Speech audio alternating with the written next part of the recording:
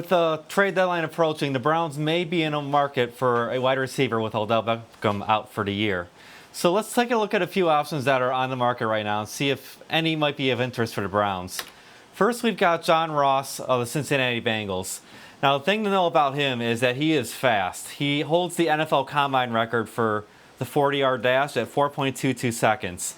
He hasn't seen a lot of action with the Bengals this year.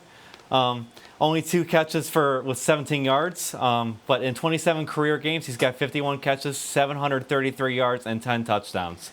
Now you look at Golden Tate of the Giants. He's in his 11th NFL season. He spent time with the Seahawks, the Lions, Eagles, and Giants.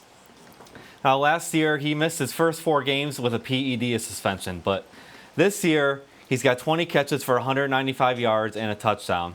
And he was a 2014 Pro Bowler with Detroit, catching almost 100 passes for over 1,300 yards and 4 touchdowns.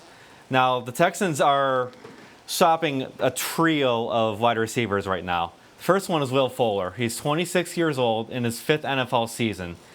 He's got 31 catches for 490 yards and 5 touchdowns this year. And over his career, he's got 187 catches for over 2,000 yards and 21 touchdowns. Then you've got Kenny Stills. He's 28 years old in his 8th NFL season. He spent time with the Saints, Dolphins, and Texans. He's got 10 catches for 138 yards this season with 1 touchdown. Then there's Brandon Cooks. He's been around the league as well. He's spent time with the Saints, the Patriots, and the Rams, and with those 3 teams, he's gotten over 1,000 yards in a season with each of them. This year, he's got 34 catches, 427 yards, and 2 touchdowns. And he's got 436 catches for over 6,000 yards, 36 touchdowns, and 95 career games. So, Les, Mary Kay, I wanted to see if you guys think that the Browns can make a move for any of these wide receivers before the trade deadline is up. Mary Kay? You know what? I think they're probably looking at all of their options because that's what Andrew Berry does. So I'm sure they've looked into almost all of these guys and probably some others as well. I don't know that they're going to make a trade. I think that they might feel they can get the pass catching duties accomplished with all of their tight ends and all the receivers that we mentioned before. So I think they'll look to make a trade. I think they'll see if they can improve the position somehow. Not sure they're going to spend a whole lot of money on a guy or a whole lot of draft capital on any one of these guys, but I think they'll look into a lot of them. Don't you think that at this point in the season, if a guy's available, there's reason for it, whether it's contractual, whether it's injury, whether it's non-performance? I mean, they're not sitting there middle of the year if they can still produce at their full potential.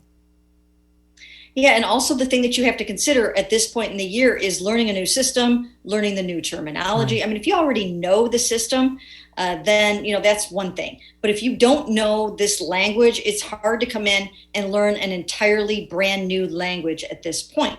Doesn't mean they won't do it. Now, if you have somebody that's worked for Chad O'Shea before with the Patriots, the Browns, the Browns receivers coach, something like that might make sense, but it would have to be somebody that has some kind of connection and knows the language that the Browns are speaking right now. We were talking before the show about where you find some of these guys, and there's options. I mean, you could make a trade, but 3rd and 4th round picks they're not at this point. Are those expensive things to give up? Yeah, you don't want to give up really great draft capital when you're heading into next year's draft, just to, once again, in some cases, rent a player for the next 9 games. Now, if you find some good young player in their prime and you can give up a reasonable or some kind of a middle round pick and have somebody here for a number of years, then that's another story. But like Vikings safety Anthony Harris, for instance, I know he's on the other side of the ball, but in a situation like that, his contract is up after this year. So you'd have to give up a pretty penny to get him, bring him here, rent him for 9 games, and then try to sign him to an extension with no guarantee you could do it.